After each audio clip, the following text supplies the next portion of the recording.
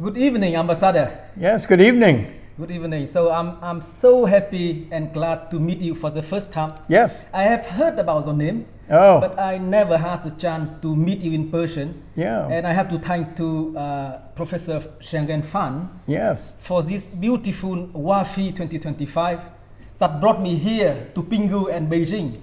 And do you remember a few days ago during the dinner, I shake your hand and you spoke to me in Vietnamese. And I was so surprised actually that you speak Vietnamese. A few words in Vietnamese to show that you are speaking Vietnamese. Yeah. Chào ông. Tôi rất hân hạnh được gặp ông tại đây tại Trung Quốc. Mình đi cái buổi hội này về cái WAFI, về phát triển nông thôn trong thế giới, trong hết thế giới. Cho mình người dân có đủ đồ ăn trong tương lai. So I don't know if that is beautiful. That is beautiful. And the Vietnamese accent mixed a little bit from the south and from the north. Yeah. How did it come? So cái giống Việt Nam của tôi hoạt động ở miền Bắc tỉnh, vùng Thất Sơn. Thành ra thì nói giống người dân ở dưới đó.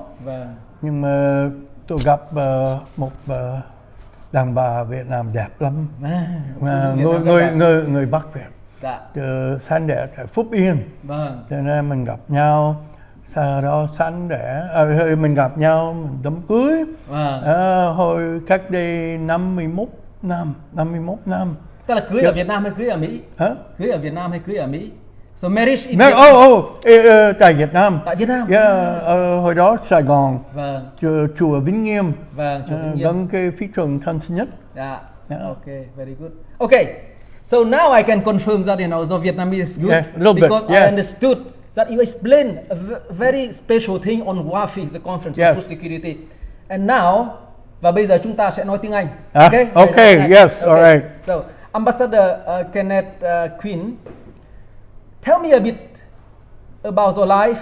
But before that, of course, you was in Vietnam, you was in Cambodia, and I know you not because of your diplomat career. I know you because of World Food Prize. Yes. And you was president of World Food Prize for 20 years. Yeah. And we mentioned that one day I wish that more Asian would get these prizes from the foundation. So please tell me a little bit your life before Vietnam, and we will start again the story in Vietnam and Cambodia. Yes. Well, I was born in New York City. My ancestors are immigrants from Ireland, and when I was born in 1942, and so 80 years old this year. I'm 83. 83. Yeah. And I lived there in New York City until I was 10 years old, and my father took a job in the Middle West of the United States, and eventually ended up in Iowa. Iowa is well known as an agricultural state, very significant production of corn, soybeans. It's also known in China because it's the state where President Xi Jinping made his first ever trip outside of China in 1985 as a very young man to Iowa.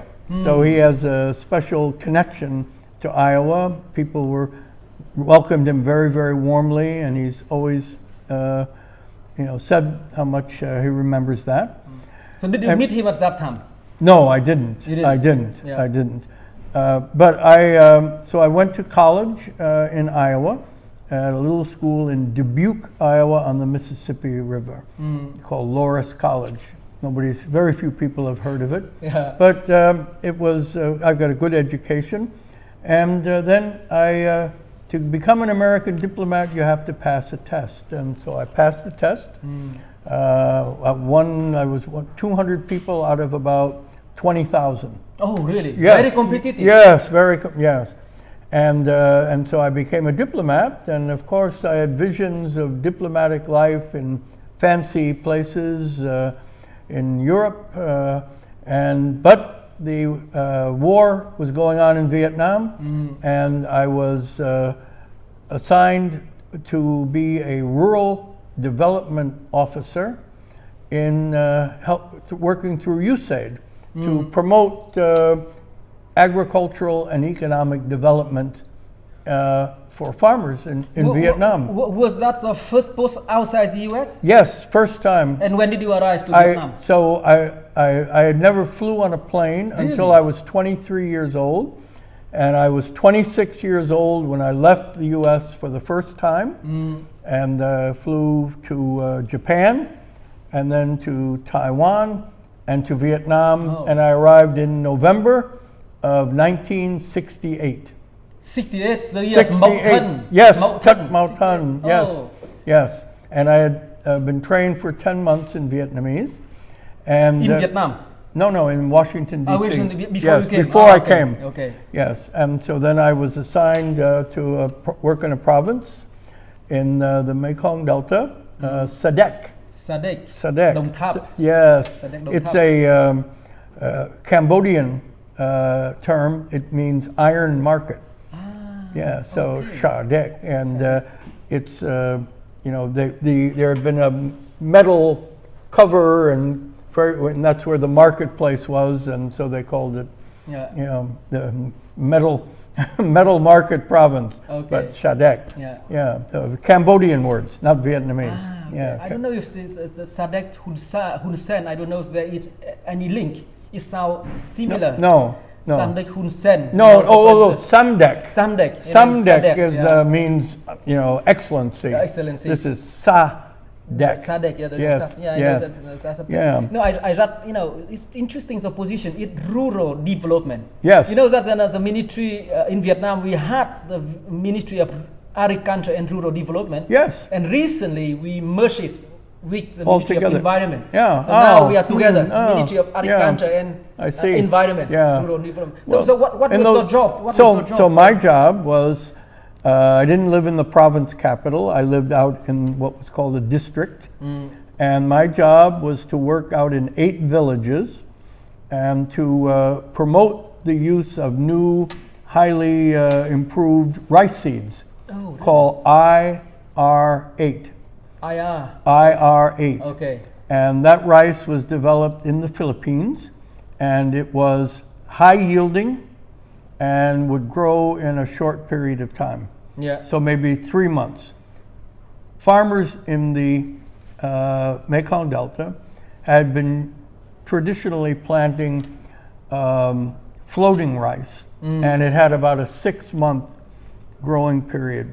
So they would get only 1 crop a year. Yeah. Now you could get 2 crops. Yeah. And plus some time left over to grow melons. Okay. And each crop would grow in 3 months or 4 months, would be triple the yield of traditional rice. Ambassador, but it didn't taste quite as good. Ambassador, the name of IR8, I doubt if it comes from Erie. Erie, exactly. Erie. It's from Erie. But 68, the Erie was not established. Yeah. Yes, it was. It was working. Was. It was. Okay. Yes. Because Erie is the first CGIAR center founded by Rockefeller Foundation and some international organizations. Erie and Simmet and the earliest ones. But Erie was, the man who developed it was named Henk Beechel. He was from Nebraska in the middle of... American. Yes, an American. Okay. We will come back to the Green Revolution afterwards. So, and in those 8 villages, there was an old road that went through all 8 that linked those villages out to the main highway. Yeah. All right. And it had been built by the French 50 years earlier. So the road was very badly deteriorated. You couldn't hardly go down it, just very, very slowly, and trucks couldn't go. And but we were fixing the road. Yeah. And we were building it up and putting gravel on it and preventing the water from eroding it. And so, we had finished fixing the road through 4 of the 8 villages. Okay. And we had extension workers, Vietnamese and American agricultural specialists, and they were coming down and showing farmers what was possible.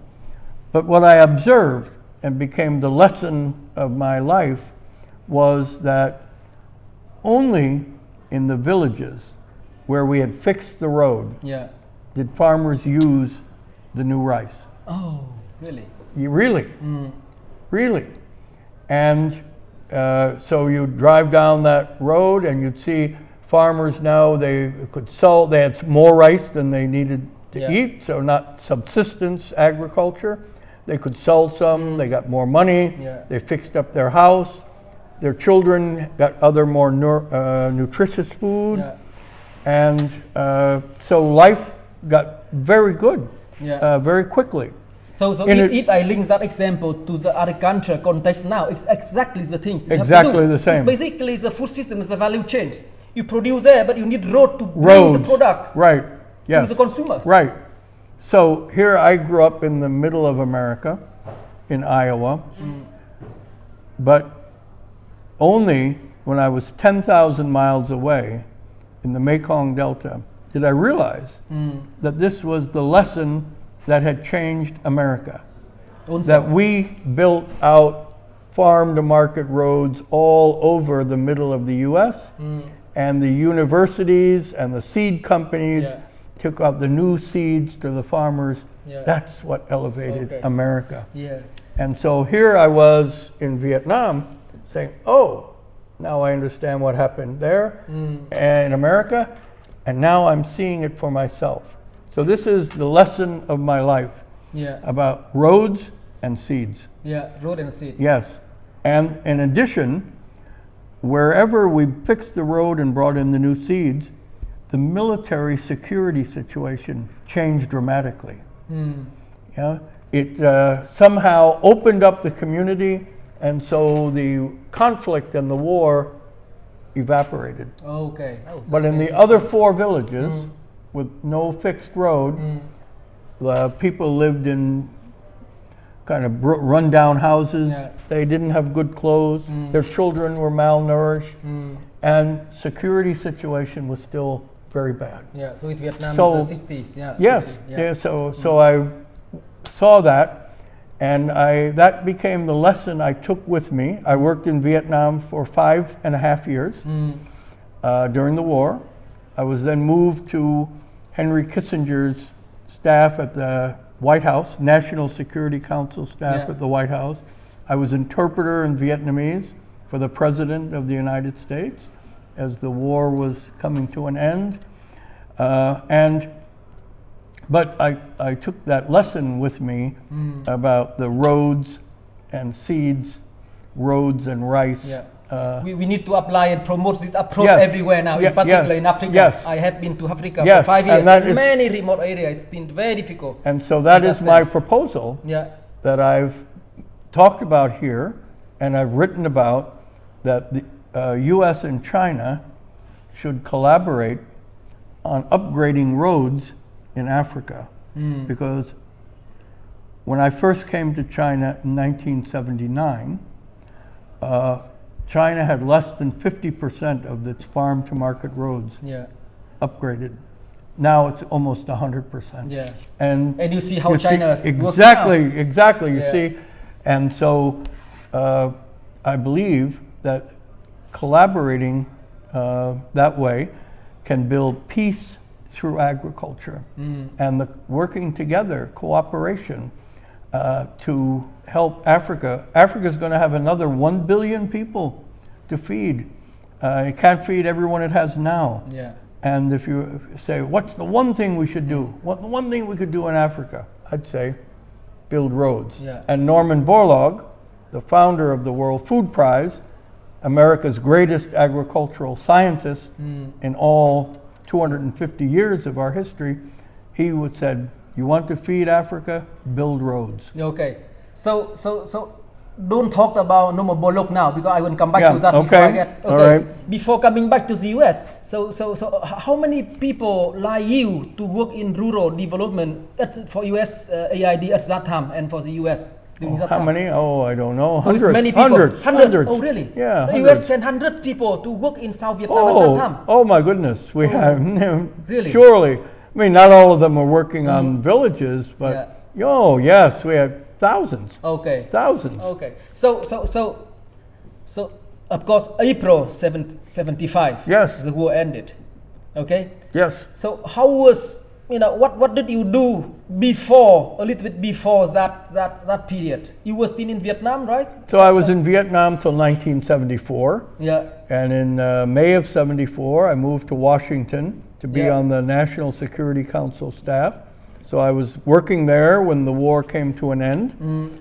And then after that, I worked as a special assistant to Richard Holbrooke. And I was involved in the initial opening of negotiations. I went to Hanoi in March of 1977 with Leonard Woodcock. I was born in 77. Ah, well, so you probably don't remember us being there. And that's why I good to talk with you. Yeah. Yeah. And so we, I worked for a couple of years there. Then I had an assignment to Iowa to assist the governor of Iowa about foreign affairs. And I stayed there for 4 years. Then I had other diplomatic assignment in Europe, and I worked for the Secretary of State, and then I had an assignment in the Philippines. And then from 1990 to 1999, I first worked as Deputy Assistant Secretary in building, trying to rebuild and open relations with Vietnam for diplomacy, and Cambodia, and bring peace to Cambodia. And then from 1996 to 99, I was ambassador in Cambodia. After that, I retired, went back home to Iowa, and had the job to build the World Food Prize for the next 20 years. And I retired from that in the year 2020. Yeah. And then I've been co-chairing WAFI for 3 years, and since then. So I have sort of my diplomatic career, my World Food Prize career, and now my WAFI career. Yeah, so you have a lot of episodes in your life. Yeah. You see, being ambassador in Cambodia during that time, the war ended already, right? But Khmer Rouge and all these things was already sorted out when he was there in Cambodia. What was the hot issue during that time? Vietnam had driven Khmer Rouge, the Pol Pot people, out of the capital and out of provincial towns and into the jungle in 1978, and saved Cambodian culture. So great thing that Vietnam did that. Then there was a decade of war, and but then we were able to have this international agreement on Cambodia and have a UN supervised election. And during that time, there were still about 25,000 Khmer Rouge. No one could get rid of them.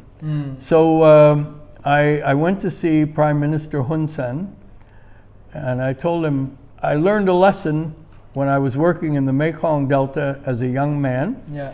And I think the Khmer Rouge have got these old roads leading into their areas. And the roads all have mines in them. The Khmer Rouge put mines everywhere. Very terrible. And so I said, but I think if we followed what we did in the Mekong Delta, I think we could get rid of the Khmer Rouge by fixing the roads and bringing in new seeds. The road again. Yes, the roads. Yes. So here's now it's 1996. Yeah. And the Prime Minister and I agreed. And he said he would take care of digging the mines out. And then I said, I'll put in the money and we'll upgrade the road. Yeah. And then we'll bring in the new seeds. Really? And so we started doing that. And there were 25,000 Khmer Rouge still there. Yeah. And we built the roads up into An Long Veng, and we built roads into other areas that hadn't been ever open. Yeah. And as we did that and opened them up, and people started coming back in to live there and farm there. And the Khmer Rouge started surrendering and started giving up until 1999, March the 6th. And I got a call from Prime Minister Hun Sen, and he said the last Khmer Rouge has surrendered. Really? We have eradicated, totally eliminated the terrible genocidal party that had taken the lives of almost 2 million Cambodians out of a population of just 7 million Very painful. in 4 years. Painful genocide of history. Yes. And so that was a great moment for me that my formula, roads and seeds, had Successful again. successfully. Yeah. Yes. So as president of the World Food Prize, I was invited to come in 2015 and address the United Nations on World Food Day. So it was a very great honor for me. Actually, it's today, actually. Yes. Today is the 15th of October. Yeah, 16th. It's on the 16th. 16th, yeah. 16th. So be tomorrow. Right. Tomorrow. Yes. Yeah. October 16th. Yeah. And so in my speech, I said, we should take out the UN hunger map and we lay it flat down. And you see there are these shaded areas, Africa, South Asia, used to be in Southeast Asia, but not so. Now we are better. Better, yes. Yeah. But still big hunger areas. Then you get the world conflict map. You put it on top. And you see that the conflicts are mostly taking place where there's hunger. Where's And the we shaded? pick- Yes, Was- yes, okay. yes, the shaded area. And that. And then you get the world rural road map, farm to market road map, and you lay it on top. And you see that, and I said to the UN, I said, where the road ends is where hunger, poverty, and malnutrition, And conflict. and insurgency and terrorism all begin. Where the road ends is where those two terrible things begin.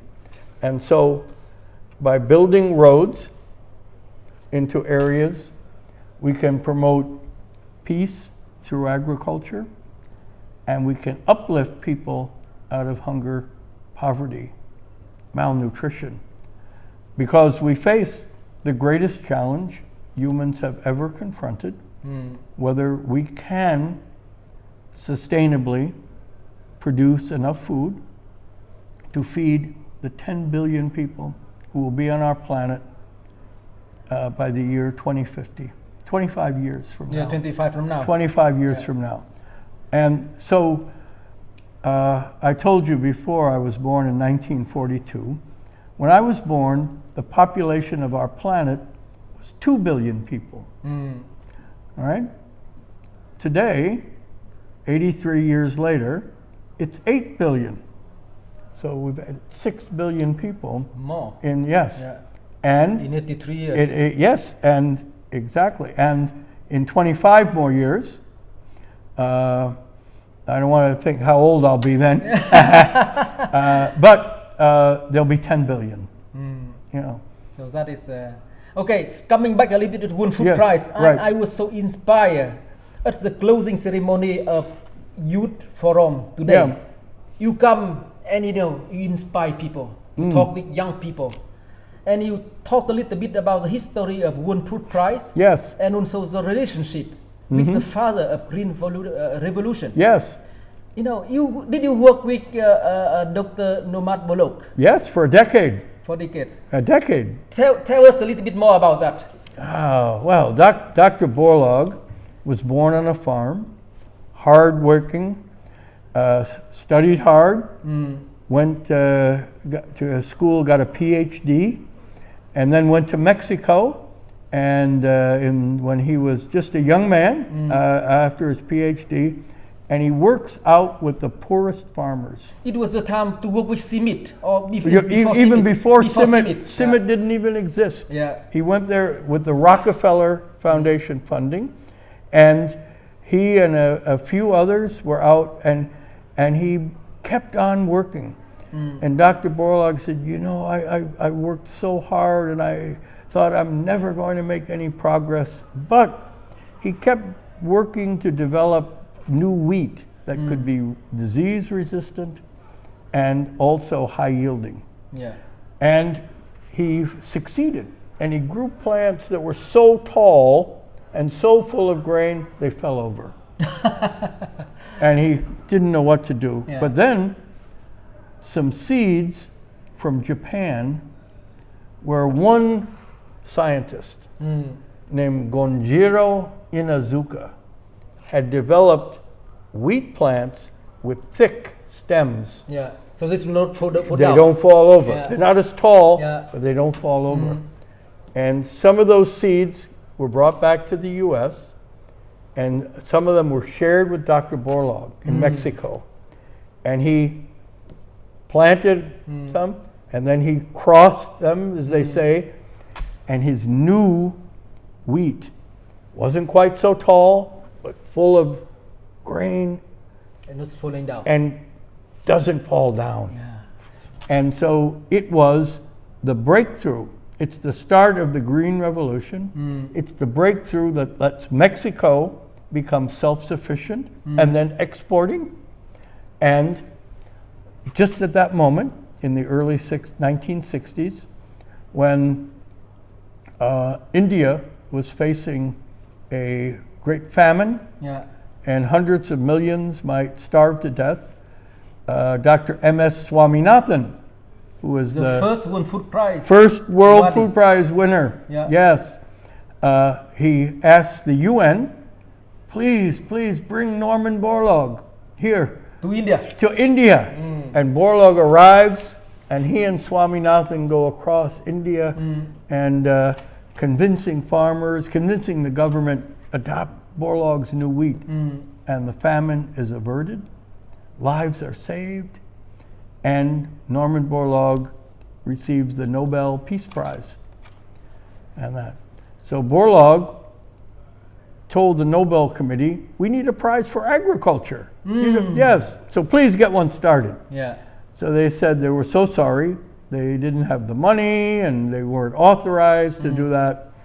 So Borlaug went out looking for somebody to start one. Yeah. And he found a sponsor and in New York, and they started in 1986.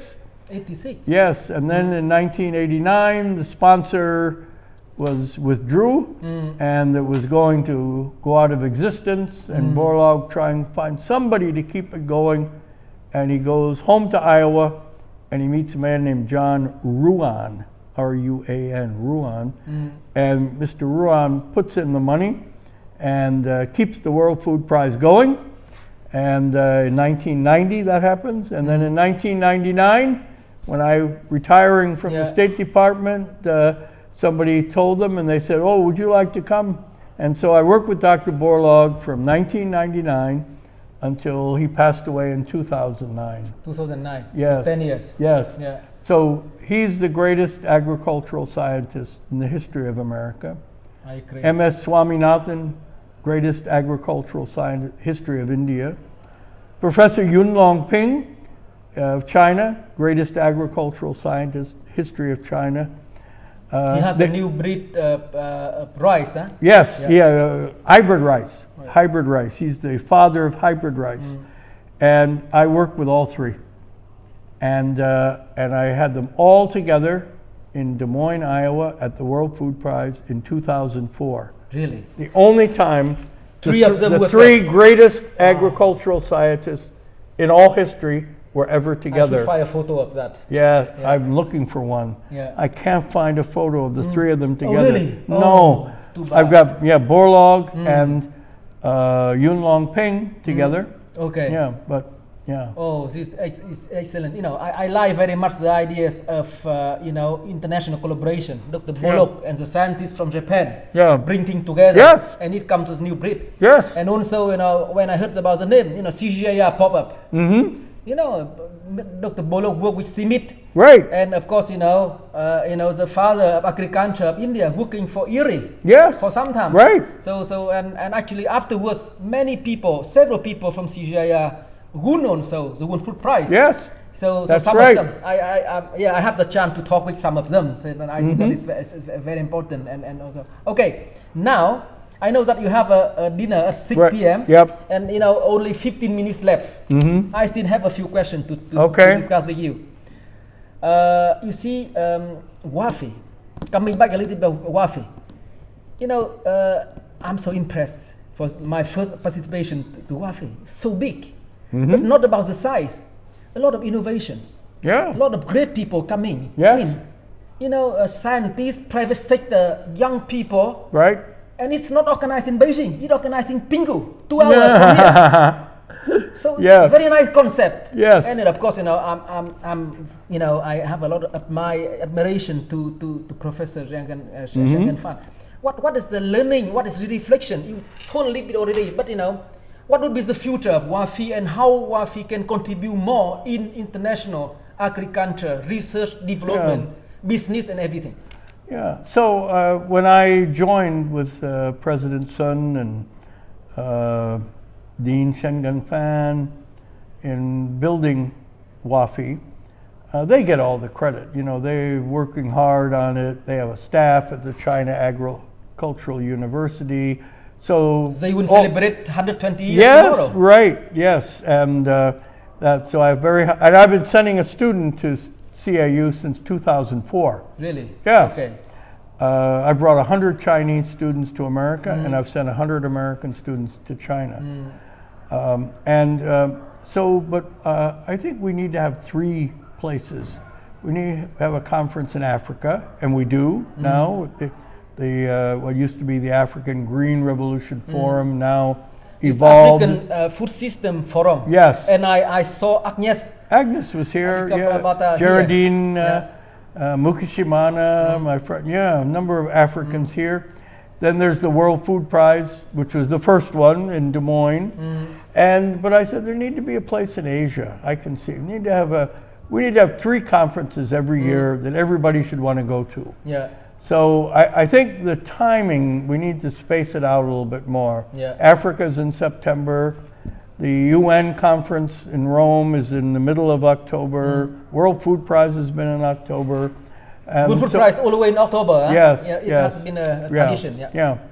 And so WAFI, we need to work on this year. It's important because it's the 120th anniversary there. But so I see it. Particularly, we have this youth program in innovation, and so I have my there. There's an assistant coming. Yeah. I think that he have. Where do I have to go for the dinner? Do you know? It's here.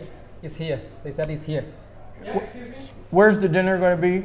Dinner is right on this floor. Yeah. You do walk. So Okay. it's on the other side of Yeah. this Okay. floor. Excellent. All So we right. have 10 minutes. Okay. And I sent you a message that President Sun is expected to arrive at around 6:10. 6:10. Okay. Yeah, 6:10. Okay. It is the latest update from his secretary. Okay. Hope you have the time. Yeah. Okay. Can you bring some water? Of course. Yeah. The ambassador. Like hot water. Yeah. Hot water. Some or- water. Just Some some, water. cold water. Just a bottle of water. Thank you very much. Yeah. So WAFI is the 3rd big conference. Yeah, that's the idea. For Asia. So that was So Asia. I have it in Asia. Okay. But we need to have everybody come here. Yeah. We need them all to go to Africa. We need them to go to the Yeah. World Food Prize. We need Yeah. to split a little bit, actually. Timing, I think so. Too much Yeah. in October Yes. and September. That's why Right. Rome they have something at the moment Yeah. as well. But Ambassador, I think that China, they are really supporting this conference. I think that is also Yeah. very important signal Yeah. to have the success. Yes, of this yeah, I conference. think so. Well, China's got, so many agricultural universities. It's done things, and this is the subject where people can come together, and Yeah. doesn't have to be hostile or contentious. This is a place where we can cooperate, and Yeah. work together. Yeah, okay. You are 83 years old this year. Yes, I am. But the energy is always there. No, I follow no. you, the opening ceremony, many forums, and today youth forum conclusion. Yeah. And now we have dinner with president of Yes, university. yeah, and I've been all afternoon talking to a you researcher. start, with Yes. researcher. You fly back tomorrow to Yeah. US and so on. So how do you manage this? I don't know. And I wish you, I yeah. mean, do you actually, my father, he had about your age, actually. Yeah. So when I look at you, I say, oh wow, Ambassador Yeah. Quinn, he's so strong, a lot of energies. Oh. So what is the secret of maintain yourself at this level? Yeah, I think the. Thank you very much. Yeah, thank you. Let me open for you. Yeah, thank you. And sorry, Yeah. I should think about the water before. Yeah, no, please thank you. enjoy some Yeah. water.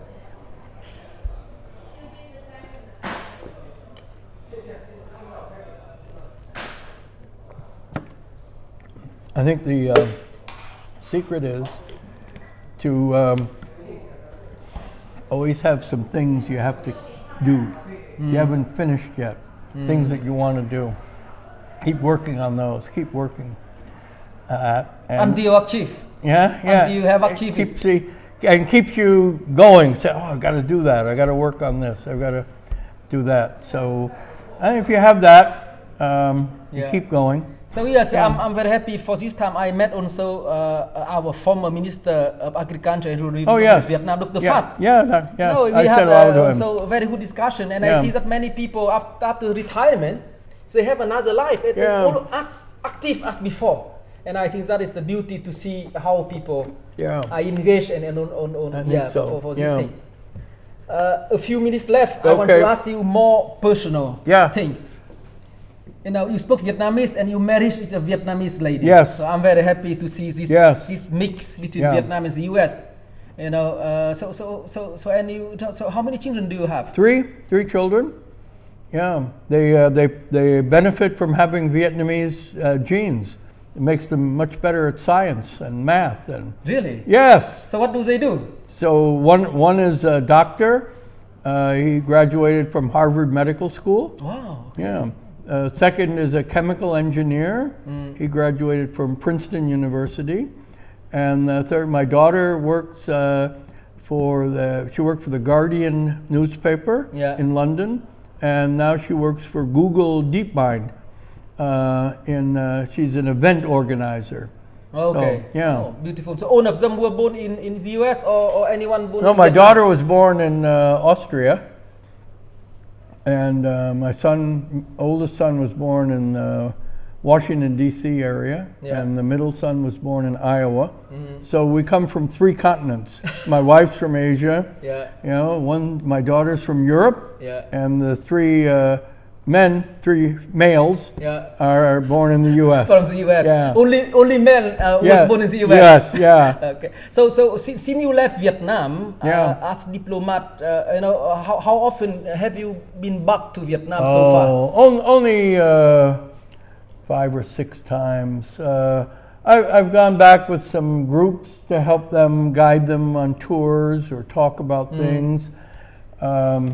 And then I was back in 2020 with a group called Roots of Peace. They're focused on demining, still finding unexploded bombs and introducing agriculture into those areas around Quang Tri and Quang Tri. So by the way, you know, this year Vietnam we celebrated 80 years of independence because it's 1949 when Ho Chi Minh, you know, declared independence, and we had a lot of celebration. And there's a movie of a young director, you know, building up the history of Quang Tri. You see, and it attracted a lot of attention. By the way, but so you came back. So the wife and the children also came back to Vietnam sometime. Oh, they've been there. They haven't been back, I think, for a while. They travel around a lot, but trying to think it's been a while since they've been back to and so to children, Vietnam. I suppose that they don't speak Vietnamese. No, that's right. But the mother is still speaking Vietnamese. Oh, sure, of course, yeah. With accent from the north. Yes, from Vĩnh Phúc. yes, oh yes. Okay. Yeah. That's very nice. Yeah. Okay. Yeah, so we sometimes speak Vietnamese and sometimes we speak English. And it's very good. Yeah. Okay, Ambassador Kenneth Quinn, it has been a pleasure to meet you. And thank nice you to so see much us. for reserving a bit of time to talk with me. Of course, yeah. And great actually, conversation. You know, I admire the work, you know, for the world. I would say, you know, when we talked about agriculture, and the analogy, the metaphor, road, seed, and it's agriculture and peace. Yes. And that is very Peace important. through agriculture. Peace for agriculture, and agriculture can do a lot of things. Yes. And that's why, you know, this year the WAFI was also co-hosted by CGIAR. And I like very much the talk of the chief scientist, Sandra Milek. Yes, she's very good. She shows a return investment rate. $1 you put in agriculture, you might get back, you know, $10. Yeah. So that is huge investment. Return on investment. And I think that actually agriculture can help to get better peace in this world and build more roads with lot of hope and, you know, innovations. Like the seed. Innovations travel down the road. So innovations travel by infrastructure. Yeah, excellent. Letter I. On the I. All the I's. Yeah. A lot of okay. I. Thank you very much. Sure. And glad we could talk. travel safely tomorrow. Thank you very much for Thank your you. time.